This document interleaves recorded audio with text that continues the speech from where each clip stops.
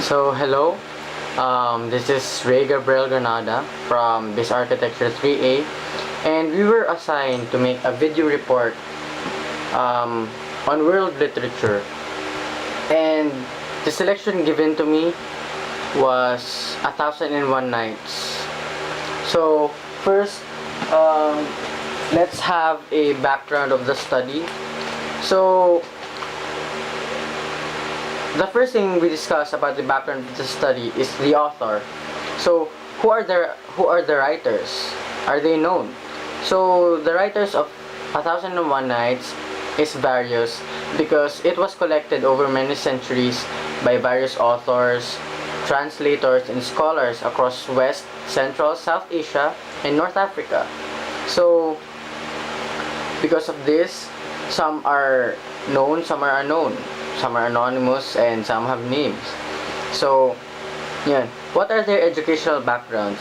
So, their educational backgrounds are various and very diverse, ranging from literate to scholarly.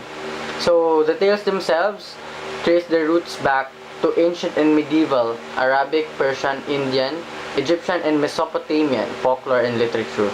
And so, as diverse as the stories are inside 1001 Nights, is as diverse as the authors who wrote them, and as diverse as their educational backgrounds too.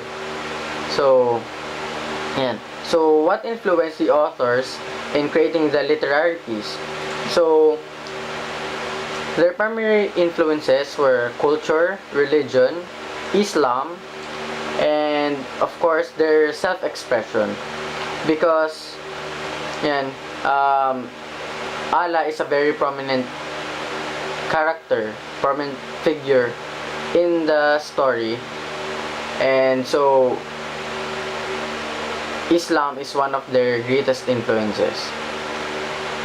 So to give a general description of the time and the place when the literary piece was created, yan, and their connection with how the authors were influenced. So when the time 1001 Nights was created, it was pre-colonial ancient Arabia.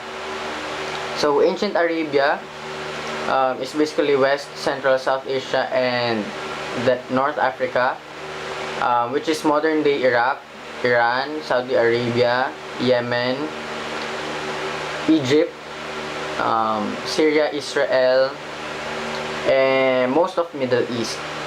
And so those were the times when patriarchy was very prominent, and the people were giving less regard to women, and barter was used instead of money, and people were very religious, and they had kings and queens, they had monarchy as for their government. And so to present the study, I will recite the summary of 1001 Nights. So the story starts with two brothers, King Shahryar and King Shahzaman. So Shahryar missed his brother so much, so he invited him to his kingdom, and so his brother Shahzaman went. But when he came back to his kingdom, because he left something and he wanted to get it, he discovered that his wife was cheating on him. And so after discovering it, he killed his wife and the slave she was cheating with. He killed him right afterwards. And so when he arrived at his brother's kingdom, he can't enjoy his stay because he was still sad about what happened to him. And so when his brother went hunting alone, because he can't join him, he discovered that his brother's wife was also cheating, but to a worse level compared to what his wife did. And so when his brother came back, he told him what he saw, but Shahryar didn't believe it at first. And so he ordered his servants to tell his kingdom that he's going away for some time. So when Shahryar's wife knew of this, of her husband's journey, She immediately engaged in adultery again, but this time at her husband's sight. And so Shahryar and his brothers snuck out of his kingdom and went out to the desert because they were just tired of their lives. And so out in the desert, they saw a genie coming out of the sand. To avoid being seen, they climbed on top of a tall tree. When the genie came upon the tree, he opened the box he was carrying, and out came a young woman. The genie then slept on the young woman's lap.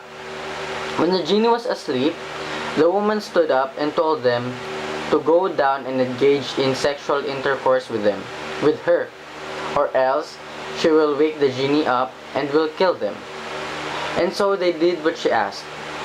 After that, she asked for their rings and added it to her collection of rings that men who engaged in intercourse with her while the genie was asleep gave her. So after that, the brothers realized that their previous experiences were nothing compared to what the genie was experiencing with this woman. And so they went back to their respective kingdoms. So King Shahryar, who distrusts women so very passionately now, ordered a young virgin who will engage in sexual intercourse with him, and after the affair will be killed.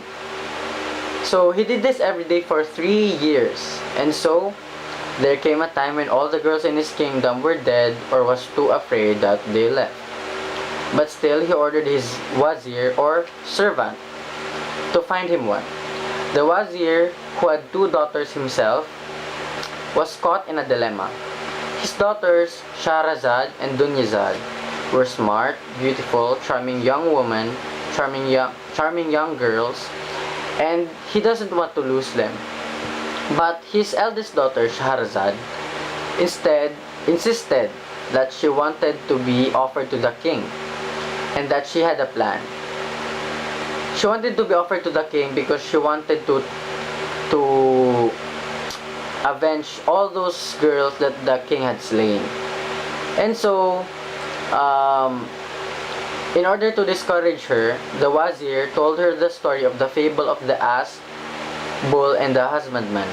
And yet she still insisted. And so he had no choice but to let her go. Shahrazad talked to her sister and told her to ask her to tell her tales. Once Shahrazad summoned her to the king's room. And so the night came when Shahrazad was offered to the king. After their intercourse, Dunyazad asked her sister to tell her tales to the king so that the night could pass pleasantly. And so she did. The first story she told was the story about the merchant and the Ifrit. The dawn came, but her story was unfinished yet, and so the king said that he wants to hear the rest of the story. The second night came, and she finished her story, and after finishing her story, her sister asked her once more to tell more of her amazing stories. And this went on for 1,001 nights. So that is the summary of the literary piece. So now we go on to the analysis.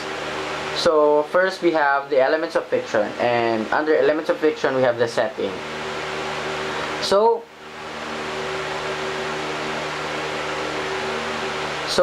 the setting is a kingdom in Arabia, surrounded by deserts with sparse meadows, and meadows were such a sight to behold in that place. And it takes place inside a beautiful palace, but stories within the story takes place either in the meadow, desert, slums, or somewhere else. And then the characters. So the characters of the story is King Shahryar, a powerful king who hated women; King Shahzaman, his brother; Wazir, the king's servant; Shahrazad, the wazir's beautiful daughter. So we now go on to the plot.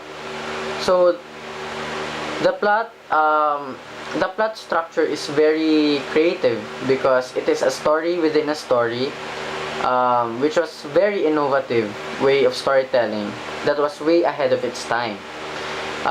It was very long and diverse, and that in it encompassed 10 volumes.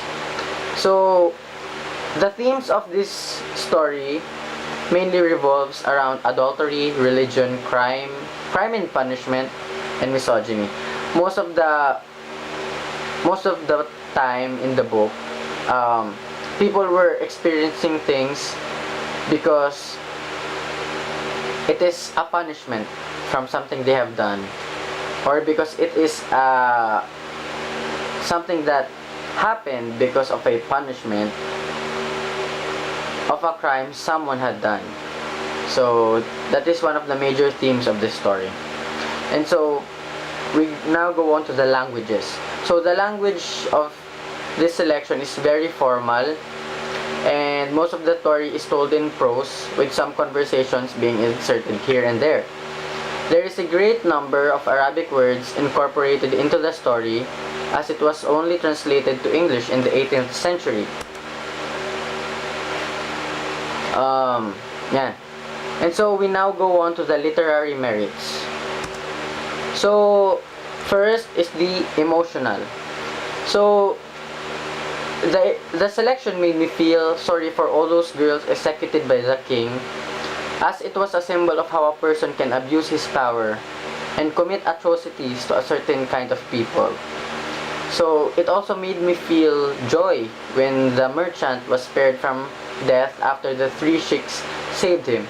So one of the stories within a story in this story was the merchant and the ifrit, wherein an ifrit, which is a genie, threatened to kill a merchant because he accidentally killed his son. And so three sheiks told three amazing stories in which the genie was amused and so spared the merchant. So that was what happened to the story of the merchant and the ifrit. And so now we go on to the intellectual. So reading the selection sparked some thoughts in my mind. It made me think about how much the world has changed since the ancient times, and how much didn't. There has been significant changes regarding women's roles in the society, but nothing has changed in our political system and how much politicians could abuse their power. So in this story we have this totalitarian government headed by King Shahryar, and we have this woman Shahrazad, who we can say is a feminist because she wanted to fight for her rights as a woman and for all those women that the king killed. Yeah. And so now we go on to the artistry and style of the story. I was really impressed with how the story was told, because the story within a story style was really different with the linear narratives of most of its contemporaries, because most of its contemporaries like the Iliad and the Odyssey, Ovid, Aeneid, all these great epics were just told in a very linear story. But A Thousand and One Nights stands out from them because it really did innovate of how storytelling was told. Yeah. So now we go on to universality. So I really believe that a lot of people could relate to this selection because it depicts aspects in our lives in a creative manner. Its reach extends beyond the Arab culture because it has been studied for years and years by a lot of scholars. So this selection is very universal because it appeals to a lot of audiences, women, men, young adults, because of some romantic touch, to some people who like politics. Basta it's very universal because of that. And so we now go on to its permanence. So its permanence is very evident because it is still existing from the ancient times up until now. So 1001 Nights goes way back from the ancient times until it was translated by someone that I forgot, by some name I forgot, in 1701. So up until now it stood the test of time, and it's still existing and being studied by college students like me. So spirituality. So this is a very prominent theme in this selection because Allah is considered to be a very central figure. So the characters in this story are shown as very religious and spiritual people, thanking Allah for every blessing and praying to Him with every suffering. So Allah is almost always mentioned in their conversations, in their interjections, like they say, "Oh, for dear Allah." They say that most of the time. And yan, they consider Allah to be a very prominent figure in their lives. So yan. So the last topic in this report is, what philosophy do the characters, at least 3 characters, reflect? Explain why. So I consider most of the characters here as spiritualists because, as I have said a while ago, almost all of them believes in Allah. All of them believes in a God. All of them believes in someone bigger than them. So I can say that they're all spiritualists. So the first character that I picked was, of course, King Shahryar. So he is a spiritualist, but he also has some materialist qualities in him because he sees women as soulless objects that he could throw away once he's done with them. So as we know, King Shahryar's story, he developed hatred after all of all of the betrayals that he experienced. So yun. And the second character that I picked was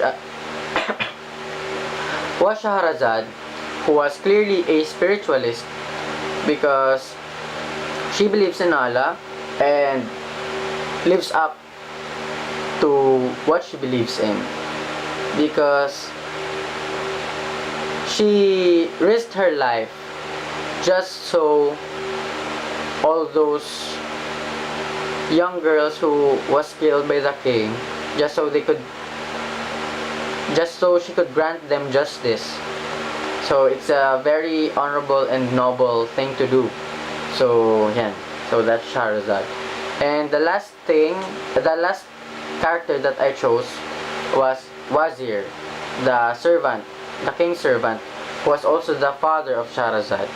So Wazir is clearly a spiritualist because he also believes in Allah and also lives up to what he believes in.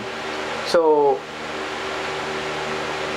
he lets his daughter risk her life just because he also believed in what she believed in, and even though it was a very risky thing to do. So yan, those are the 3 characters that I picked, and that is the last item on my video report. And so yan, thank you sir. That ends my report. Thank you and Merry Christmas.